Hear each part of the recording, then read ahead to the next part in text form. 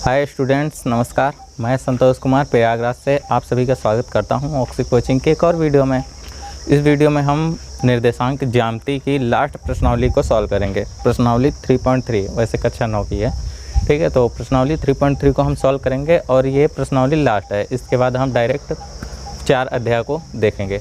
तो ध्यान में रखते हैं समय को और शुरू करते हैं वीडियो को। वीडियो शुरू करने से पहले सब्सक्राइब कीजिए ऑक्सी कोचिंग यूट्यूब चैनल को और बेल आइकन को ऑल पे कीजिए, जिससे फ्यूचर में कोई वीडियो आप मिस ना करो। अगर आपने पहले से ही सब्सक्राइब कर रखा है तो थैंक यू वेरी मच। तो पहले क्वेश्चन को लेकर हम वीडियो में आगे बढ़ते हैं। तो क्वेश्चन है पहला, यार किस चतुर्थांश में या किस अक्ष पर बिंदु -2, 4, 3, -1, -1, 0, 1, 2 और -3, -5 स्थित हैं। कार्तीय तल पर इनका स्थान निर्धारण करके अपने उत्तर सत्यापित कीजिए। तो देखो, इसने 5 कुल टोटल 5 ही है ना। हाँ, टोटल 5 है। तो 5 बिंदु दिए हैं और इन्हीं बिंदु पे हमें क्या करना है कि हमें वो बताना है कि ये बिंदु बेशक है कहाँ पे, किसी चतुर्थांश में पर है या किसी अक्ष पर है, बस यही बताना है, ठीक है। तो आप वो क्वेश्चन हम स्टार्ट करें तो उससे पहले आप एक बात जान लो। देखो, तो हमने अभी आपको ग्राफ बना के इधर देख लो, हमने ग्राफ बना दिया है और इस ग्राफ में हम थोड़ी सी आपको बात बता दें। इसे प्रथम चतुर्थांश बोलते हैं, इसे द्वितीय चतुर्थांश, इसे थर्ड और इसे फोर्थ नंबर का चतुर्थांश बोलते हैं। तो देखो, बेशक चार भाग ही होते हैं ना, 1, 2, 3, 4। तो first, second, third and fourth number का चतुर्थांश होता है। अब एक बात और हम आपको बता दें कि इसमें दोनों प्लस होते हैं, ठीक है। आपको चिन्ह भी बता रहे हैं, इसमें माइनस कामा प्लस होता है, यानी पहले माइनस होगा बाद में प्लस होगा। इसमें दोनों ही माइनस होंगे और इसमें आपको पहले प्लस मिलेगा लेकिन बाद में माइनस मिलेगा चौथे नंबर के चतुर्थांश में। तो अब आप बिंदु पे पहुँचो, तो अब आप बिंदु का चिन्ह देखकर ही बता सकते हो कि वो बिंदु प्रथम चतुर्थांश में है या कि लास्ट चतुर्थांश में है, ठीक है। तो पहला बिंदु हम देखते हैं, बिंदु है -2, 4। पहला बिंदु है -2, 4। तो देखो, -2 यानी कि x अक्ष पे -2, ठीक है, और y अक्ष पे क्या है, 4 है। तो अभी हम इसे हटा दें क्योंकि हमें क्या करना है कि इस पे अपना काम भी तो करना है, बिंदु भी तो दिखाने हैं। तो ये रहा, हमने अभी इसे प्रॉपरली हटा दिया है, ठीक है। तो पहला बिंदु है -2, 4। तो -2 यहाँ पे है और 4 इधर से यहाँ पे है, तो कुछ है यहाँ पे ये बिंदु होगा, ठीक है। तो हमें दिखाना भी है, तो इस बिंदु को हम क्या लिख सकते हैं, -2, 4। तो यही बिंदु है। अब आपको ये बताना है कि ये जो -2, 4 है ये किस चतुर्थांश में है। तो आपको तो पता ही है कि फर्स्ट ईयर है तो सेकंड ईयर है, तो ये द्वितीय चतुर्थांश में ये है। तो ये कौन से चतुर्थांश में है, द्वितीय में, ठीक है। अगला बिंदु है 3, -1, 3, -1। तो आप चिन्ह देखकर ही बता सकते हो, यानी पहले प्लस है बाद में माइनस है, यानी कि चौथे चतुर्थांश में जाएगा। बाकी अगर आपको बिंदु दिखाना है तो आप बिंदु भी दिखा सकते हो, यानी 3 इधर आएगा, -1 करीब यहाँ पे ये बिंदु होगा, ओके। यहाँ पे 3, -1। तो ये 3, -1 किस चतुर्थांश में है, फोर्थ नंबर के, ठीक है। तो आई होप कि आपको सब कुछ समझ में आ रहा है। तो अब आप बढ़ते हैं, नेक्स्ट बिंदु है वो -1, 0, ठीक है, -1, 0।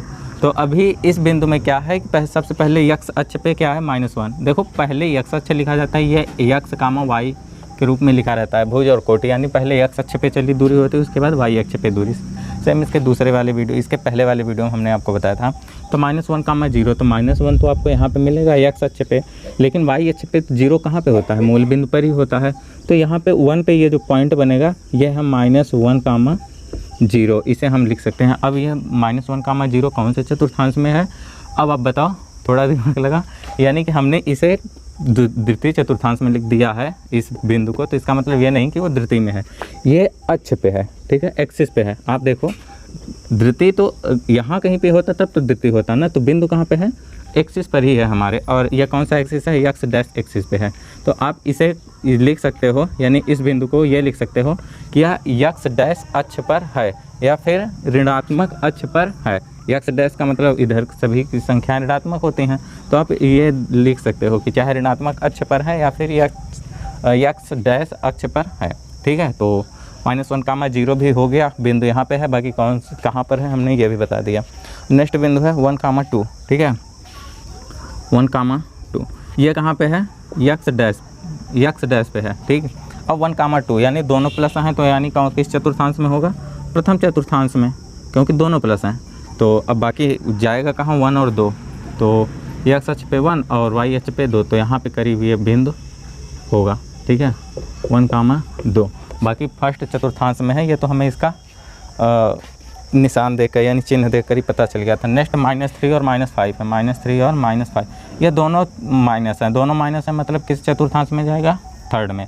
बाकी अगर आप दिखाना चाहते हो तो दिखा सकते हो -3 और इधर से -5, यहाँ पे जो बिंदु बनेगा ये होगा -3, -5, ठीक है। तो पहले क्वेश्चन के सभी ऑप्शन हमने सॉल्व कर दिए, बाकी ऑप्शन तो नहीं दिए थे, 5 बिंदु दिए थे, तो सभी बिंदु को हमने पाँचों बिंदु को कार्तीय तल पर दिखा भी दिया और आपको बता भी दिया कि कौन सा बिंदु कहाँ पे है। बाकी सभी चतुर्थांश में थे, लेकिन ये वाला बिंदु जो था वो एक्स एक्सिस पर था, माइनस वाले।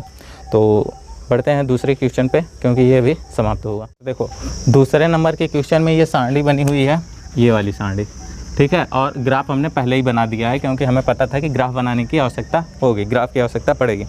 तो ये सारणी बनाने के बाद इसने बोला है कि अक्षों पर दूरी का उपयुक्त एकक लेकर नीचे सारणी में दिए गए बिंदुओं को तल पर आलेखित कीजिए। तो ये हमारा तल तो है ही, ग्राफ हमने बना दिया, तो ये तल है, हमें तल पे इन सभी बिंदुओं को दिखाना है, ठीक है।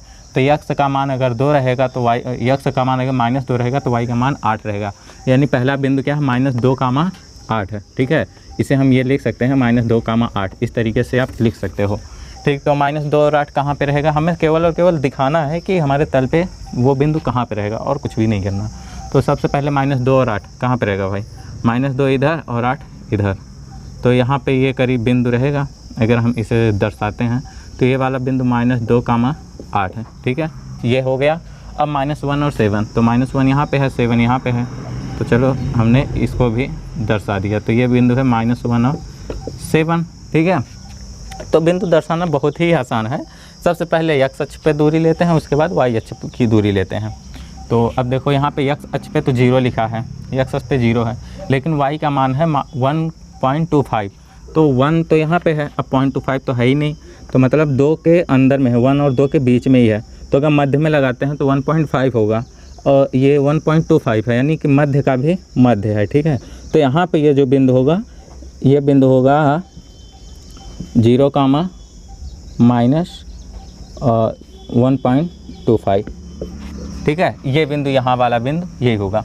नेक्स्ट है 1, 3, तो 1, 3 यानी 1 इधर है, उसके बाद का 3 इधर है, तो यहाँ पे ये जो बिंदु मिलेगा ये मिलेगा 1, 3। नेक्स्ट है 3, -1, तो सबसे पहले इधर का 3 रहेगा, उसके बाद -1 यानी नीचे आएगा, तो यहाँ पे ये जो बिंदु होगा ये 3, -1 होगा। तो बिंदु दर्शाना बहुत ही आसान होता है, और हमें दूसरे वाले क्वेश्चन में सिर्फ और सिर्फ बिंदु ही दर्शाना होता है। तो दूसरा क्वेश्चन भी समाप्त होता है, बहुत ही ईजी थे ये प्रश्नावली, बहुत, वैसे पूरी निर्देशांक जानते ही बहुत सरल थे। तो यहाँ पे ये प्रश्नावली समाप्त होती है। आप कमेंट में हमें अपनी राय बताओ। अगर वीडियो आपको अच्छा लगा है तो आप वीडियो को लाइक करके चाहे दोस्तों के साथ शेयर कर दो, और आगे हम 4 अध्याय की प्रश्नावली को सॉल्व करने वाले हैं। तो अगर आप नहीं छोड़ना चाहते तो चैनल को सब्सक्राइब करके नोटिफिकेशन बेल को ऑल पे कर दो। तो हमारी और आपकी मुलाकात नेक्स्ट वीडियो में फिर से होगी। इस वीडियो में इतना ही था, तब तक के लिए बाय, टेक केयर, ख्याल रखना अपना, बाय।